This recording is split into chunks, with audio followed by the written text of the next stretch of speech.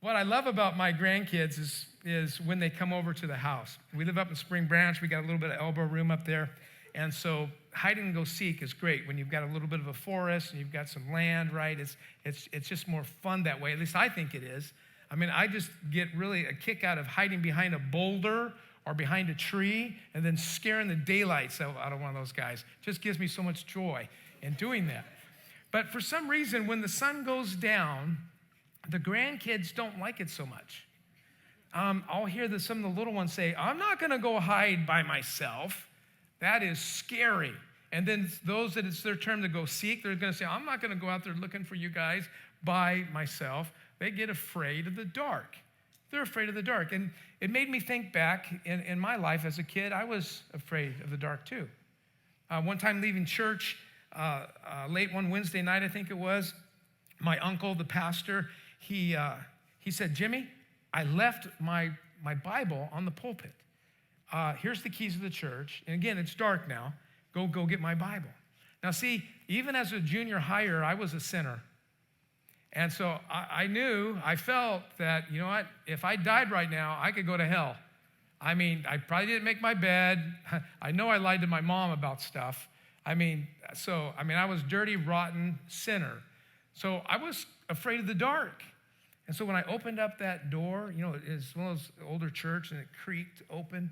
And as I was making my way through the middle aisle, you know, we have the stained glass windows on the side. And there's a little bit of moonlight, so just a little bit of light, but it was still dark, really dark. And I remember thinking to myself, at any moment, there's going to be a demon that's going to come out from the pew and grab me. I mean, I was convinced of it. I mean, my heart rate was up. And I remember I got behind that pulpit and I felt and still looking around, watching my back, felt for that Bible, grabbed that Bible, and man, I tucked it in like a football, and I ran as fast as I could out of there, shut the door. And I remember getting back in the car. Uncle Jimmy said, why are you panting? No reason. One of my favorite stories about the dark is as a dad of a high school student, my son was, among other things, a wrestler. And so sometimes he would come home late from these wrestling tournaments. And, you know, maybe you're different, but, you know, I sin by worry. I worry. Christians aren't supposed to worry. We're supposed to trust God, be in peace. You know, we're just like hippies for Jesus. We're not concerned about anything. But I'm laying there in bed, and he's still not home. He's still not home. He's still not home. He's still not home. I can't go to sleep until he gets home. Maybe any parents, you relate to that? Relate to that? But we heard his Bronco pull up, and he gets out, and, you know, we knew he would walk in quiet and wouldn't turn on a bunch of lights, and so I had this great idea. I told Rhonda, I said, okay, you wait here. I'm going to go hide in Jimmy's room. And you know, most houses have those closet doors that, you know, they're just two doors and they slide, right? So my idea was I was going to slide one of the doors back, and I was going to stand in place of a door.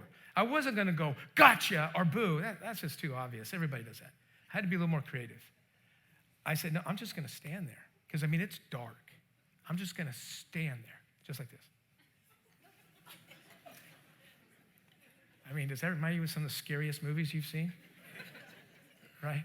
I mean, when the bad guy's coming after you, you at least have a fighting chance. But when you don't know. So he comes in, and just like it went to perfect plan. It was a perfect plan. And he's getting, you know, undressed and dressed. And when he was down here, well, I think he was pulling up his pajamas or something, he you know how this happens, right? He sensed something. He sensed it. And my eyes had adjusted faster than his. And I could see him do this. I want to make sure you all see this. And he looked up towards the closet, and I'm not going to blow up. I'm just there. Until the silhouette, you know, he can't see me. He doesn't know who it is, but he knows it's a something, and it's a somebody. And that grown kid just goes, yeah! I thought, okay, that's who's going to protect us, you know, when the bad guys come. But, you know, as adults, we're afraid of the dark, or at least we should be. And when the Bible talks about darkness, it's talking about physical and spiritual, right? Isn't it interesting that places that we're probably not supposed to go are often always dark? They're dark. Weird. When I think about darkness, I think about confusion and fear and worry. Darkness, what else does darkness do? It hides the truth. It blinds us from seeing what is really there. And frankly, what we tend to do is darkness we tend to hide our secrets in the darkness. We tend to hide our guilt in the darkness. We tend to hide our shame in the darkness. And when we think of darkness, we think of, like I did as a kid, evil beings and demons, deeds, sin, and death. I want you to listen to these words by Ravi Zacharias very carefully. He said, sin will take you farther than you want to go, keep you longer than you want to stay, and cost you more than you want to pay. So when Jesus was speaking to a crowd of people, he said, I am the light of the world.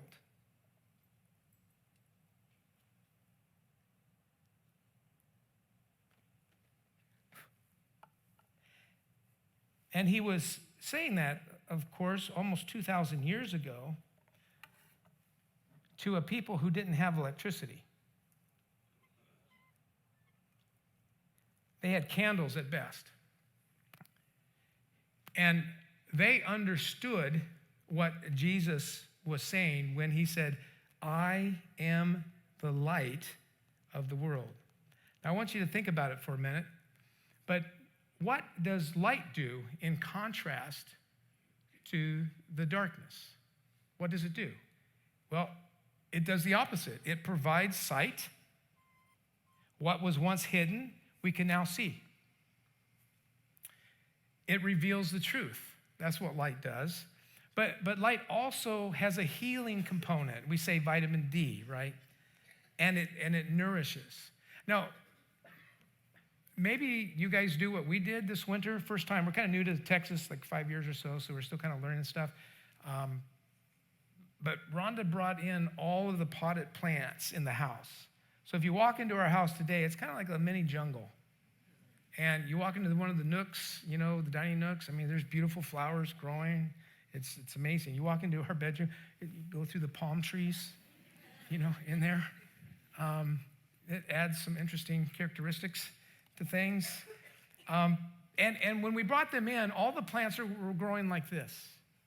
But if you come in and look at all the plants now, they're not growing like that. They're growing like this. What are they doing? They're leaning to the light, right? They're going to the light. And, so we're having to rotate. So then it's now over that way. And you see them change over time. I think light also symbolizes goodness, clean living, joy, favor, no pretense. Just, who you are who you are.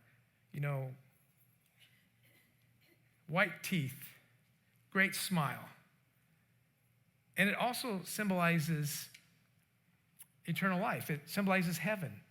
So there's a huge contrast, and we all know that. There's no, it's obvious. You go to the movies, and there's almost always a bad guy and a good guy. It's always darkness against light, right?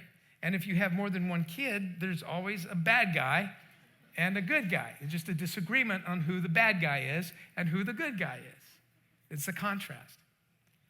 So when Jesus said that he was the light of the world, when we study this passage, it appears to us that he was in the temple courts.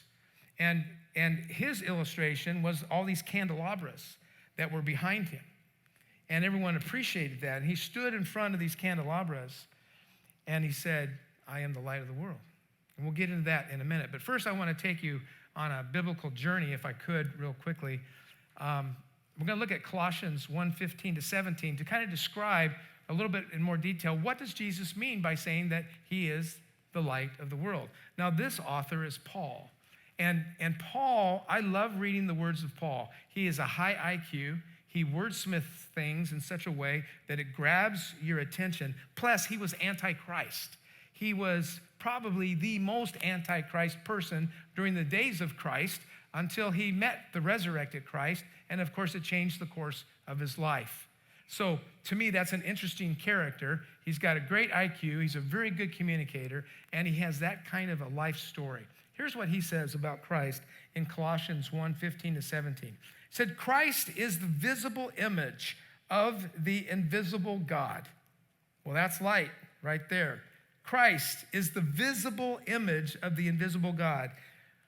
We can't see God. We see shadows of God. But what Paul is saying is that anything that we need to know about God, we will learn that from Christ. He is the light. He reveals to us who God is. And he goes on, he says he existed before anything was created.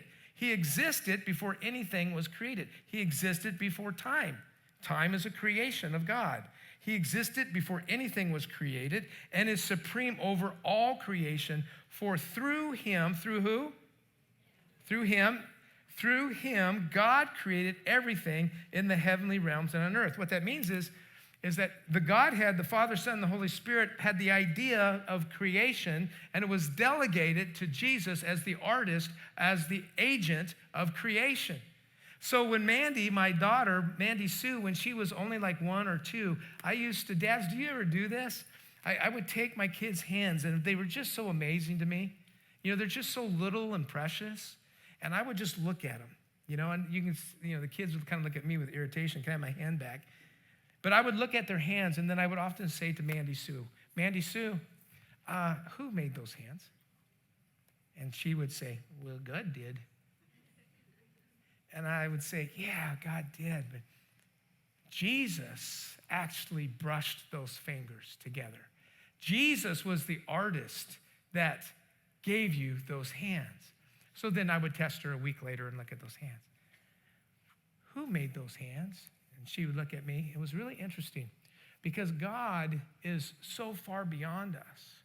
When we say God, it's not disrespectful, but it's hard to personalize it. And then she would smile. It's just interesting how I noticed that. First, she gave it to me academically. God did. And then she said, Jesus did. Jesus intentionally made her. Jesus intentionally made you. Have you ever asked why? Why? Your consciousness is a creation of Jesus. Does that blow your mind? Why you? Why did he pick you? There must be massive reason for that because God doesn't make mistakes. He doesn't do things by accident. And let's finish. It gets weirder. It gets weirder. I mean, that's just the beginning. Now, you might remember if you know anything about Paul, Paul said he was taken up to the third heaven, and the things that he saw and beheld are unspeakable. There are no words. There are no sounds. There is nothing that he could say to reveal to us what he experienced. But we'll continue. He, Jesus, made the things we can see and the things we can't, such as thrones, kingdoms, rulers, and authorities in the unseen world. There's an unseen world. There's an unseen world. Guys, this isn't all there is. That's incredible. That should give life and purpose and leaning and drawing to us. It should make us want to stand on our tippy toes and go, well, what's next? This is incredible. And he goes on.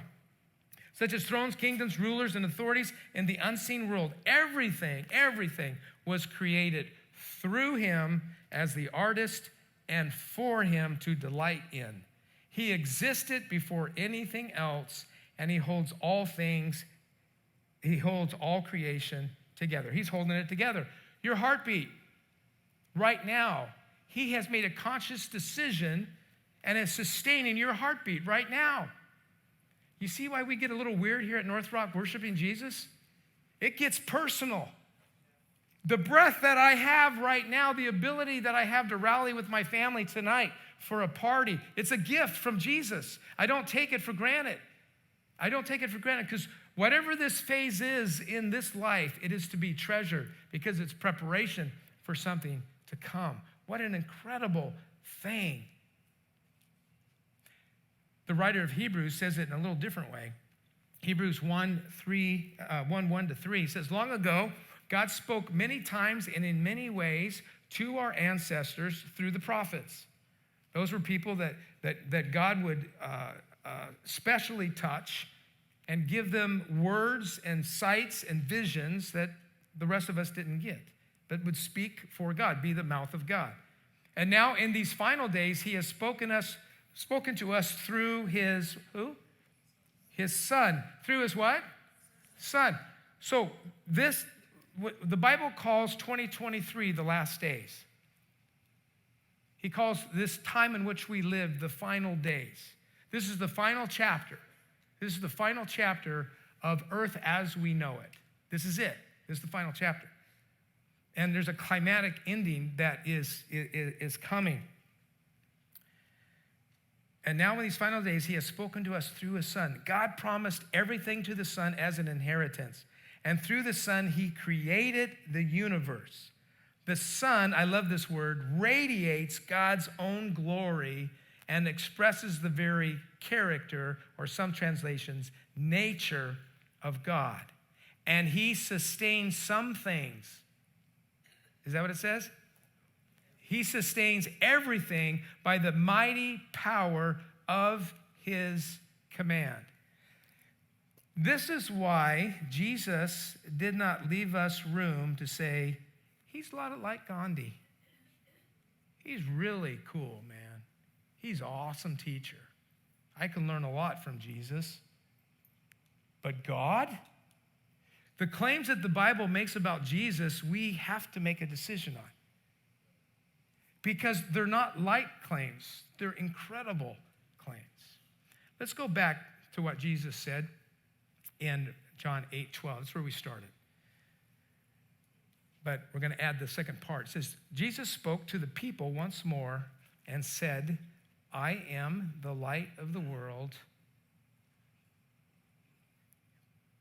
If you follow me, that's a proposition. If you follow me, I'm making you a proposition. If you follow me, you won't have to walk in darkness because you will have the light that leads to life. Well, wait a second. Let's go back to darkness. Let's go back to darkness. We won't have to walk in fear. We won't have to hide our sin, our addictions. We won't have to hide our anxieties. We won't have to hide our doubts. We won't have to hide because Jesus is the light. We can stand in front of him and we are free to stand in the light and let anyone see us for who we are because we just don't care in a sense because God already knows me. He cares for me. That is an incredible thought. If you follow me, you won't have to walk in darkness. What's going to happen after I die? He will remove the fear. I don't know about you. I don't know how my body's going to die. I don't know if I'm just going to fall dead in the golf course one day. That might happen. I'm a bit of a romantic, so I kind of see this, deathbed thing where I know there's going to be some suffering with it, but we've got great drugs today, so that'll help. I'll say, I'll need a nap for 4 hours. Go ahead and shoot me up, and then I'll come back, deal with the pain, and do what I want to do. I don't want to leave this earth without those that I love knowing again and again and again and again and again that I love them, that I care about them. That's just who I am. I'd rather go through a little bit of suffering and have those final times. He removes the darkness of death, where we just see it as it is the door to the next step. He removes that. He removes the ability to try to control our children in such a way that we lose sleep, in such a way that we try to make them into something that they're not. He gives us freedom then to be the light for our children versus to try to force them into something that they're not. If you follow me, you won't have to walk in darkness because you have the light that leads to life. So, here's what I did. In this text, he doesn't really tell us how to follow him. He just says, follow him. And it sounds pretty straightforward. If I start walking out and I said, follow me, and you do that, then you're going to follow me. But what does it mean from a practical and a spiritual perspective? So when I take the whole counsel of God's word and I just look at that and I look at 6+ decades of living on this earth, there's 3 things that I think I would like to share with you, if I can, about following Jesus. I think the first thing I would say is, if you want to follow Jesus, start with your heart. Start with your heart. King David was a man's man. The guy was an athlete. He was a musician. He was a warrior. He was a king, obviously. He was a mess-up, too. He was regular. But I love the words he penned in one of his songs. It says in Psalm 139, "Search me, O God. Shine your light on me, O God, and know my heart. Try me and know my thoughts. And see if there be any grievous way in me, and lead me in the way of everlasting. By your light, lead me." This is David. If you want to follow Jesus, the first thing I would say to you is, it's got to start in the heart. It's got to start there. You got to say, God, I'm opening up myself. I'm not going to hide. Here I am. So this last week, Rhonda and I were downtown San Antonio. We were at the Chatterbox. The Chatterbox is a recording studio, and we were meeting the owner, and we were talking about a contract and some things that we were doing. And we met the owner. His name is Ernest. He's 43 years old. He's got 2 little girls. One is Olive. She's 6, and Willow. And I don't know how old Willow is. But anyway, while we were talking, something that happens to me often, I don't know how to explain it, happens to me often, he just starts talking about something that was choking him up. He said, I looked you up, and I think that you're a person that I could talk to. And so Rhonda and I are sitting there, and we go, okay, here we go. And he said, Olive came up to me, and I don't remember if he said a few weeks ago or a few months ago, but he said recently, Olive came up to me and said, Daddy, who is Jesus? Now, when a grown man begins to buckle, when the chin begins to buckle and the lips begin to quiver, the right thing to do at that moment in time is not to rescue him, because something supernatural is going on. Something powerful is going on. And if I try to rescue him, if I try to fix it, I will screw it up. It's God's work. And so you become a witness, and you just lean back, and you wait. So he gathered himself, and he began to tell Rhonda and I about his religious experience as a child, and it didn't stick. And if anything, it made him weird about the whole idea of religion and God. And then he quivered again and choked up. And again, we just sat there in silence. He said, I didn't know what to say except the truth. And he said, I don't know. I don't know who Jesus is. That's what I told her.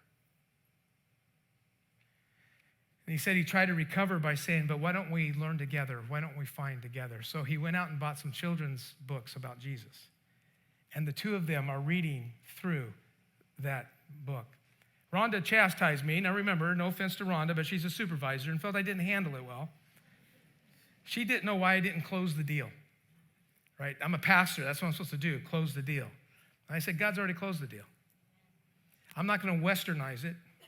I'm not going to say, well, this is how you do it, because God had a grip on him, and we don't need Jim in the way. But I did follow up with a phone call. And so when I got Ernest on the phone, I said, Ernest, how is your search for the real Jesus going? And I heard a crack, in the other side of the phone where he was going to say something, but then I knew what was happening.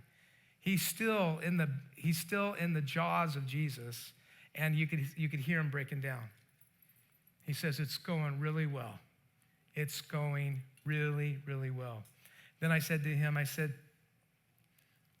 Ernest, you're 43 years old. Did you ever think that maybe Olive is the light that Jesus sent to you? And of course, he lost it after that. Ernest is in good hands because he has started with his heart. And he's just telling the truth. And he's just saying, isn't that beautiful? Maybe that's where you're at today, and you just need to start with your heart. The second thing I would say, besides start with your heart, is to follow as close as you can. To follow Jesus as close as you can. Let's just be honest. Some of us are casual followers. We kind of believe in Jesus. You know, we kind of do the church thing. We kind of do that. We've got doubts, maybe. Maybe we've got hurts, things in our past. And those things have had us pull back some. Jesus said, "Take my yoke upon you and learn of me, for my yoke is easy and my burden is light." It sounds like Bible words, right? But if you back up, you remember that in that day, agriculture was the number one economic engine. And in agriculture, you would have an ox, or you'd have oxen, you'd have a horse, or you'd have horses, and you would put them in a harness. They would be connected together. And some of those harnesses were really, really heavy. It wasn't super smart in how they put it together. And so it was an extra burden to do the work. And then sometimes the hirelings, not the owners necessarily, but the hirelings wouldn't sharpen the plow. And so now these animals have this heavy harness on them and a dull plow, and everything is harder and harder and harder and harder. And one of the things that I think has fueled the North Rock ministry is we want to make sure to do the best of our ability. Pastor Jonathan and Alicia, the heart of their message is, man, if you come to Jesus, a lot of it just starts working out. And if we're haunted by this yoke of religion and requirements or guilt or shame of the past, Jesus said, take my yoke upon you and learn of me, for my yoke is easy and my burden is light. I'm not going to pile on to you. I'm going to be the light. I'm going to set you free. In those days, if you were to let your 12-year-old follow a rabbi to be trained, if they qualified, if they were studious enough, if they looked good on the outside, and if they had the IQ, some parents would let their child go to follow a rabbi. And as they would go, they would say this, "May you be covered with the dust of your rabbi." And what that meant is whether the rabbi was barefooted or whether he was in sandals, there would be dust that would come from the sandals, dust that would come from the feet of the rabbi. And you were supposed to follow the rabbi so close that the dust of those sandals would get on you, on your chest, on your thighs, on your shins, all over you. It would be obvious that you've been tailgating somebody really close. The best way to live as a Christian is to tailgate Jesus. It's to be right on his back end. It's to be right there. And you say, well, what exactly do you mean? Ask him. Just like me with Ernest, I can get in your way. You don't need a priest. You already have a priest. His name is Jesus. And you water down your faith. You water down your power. You water down that when you delegate it to something or someone else. Now, the church is the place where we come together to grow, to be together. But when it talks about following Jesus close, just ask him. And the Holy Spirit will tell you what's next. He'll tell you what's next. I dare you. I dare you to ask him. It can be scary because he'll actually answer you. So the first thing I would say about following Jesus is to start with your heart. The second is to follow as close as you can. And the third is, and this one's going to hurt a little bit. If you truly open up your heart and you make a commitment to follow him as close as you can, to tailgate, get a ticket for it. Tailgate Jesus. And the third piece is that you got to share the light with others. Our faith in God is not a private matter. It's not. I reject that, and so should you. It's not a private matter. Look at Jesus' words in the Sermon on the Mount. He says, let your light shine before others so that they may see your good works and give glory to your Father who is in heaven. You might say, well, how do I do that? Look, it's not necessarily about going in the street corner and getting on a soapbox and preaching. Now, maybe God calls some people to do that.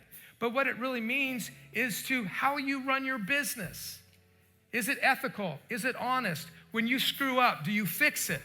Are you a good neighbor? Are you somebody that really knows their neighbors, care about your neighbor? Who are you as a person? Are you light? Because if you're light, here's the great thing. People will be drawn to you. You don't have to go get them. You're going to have all the business, Christian business you need. You're going to have all the friends that you need. You're going to be so busy because they're drawn to the light. It's about being. Sherry Cole is a Hall of Fame basketball coach from the University of Oklahoma. I know those are the bad guys, bear with me. Women's basketball, Division I. She's retired now, Hall of Fame. And I just read one of her books. She's a believer, a follower of Jesus. And when she would have her locker room talks with the girls, here's something that she says in her book. I always challenged our teams to play in such a way.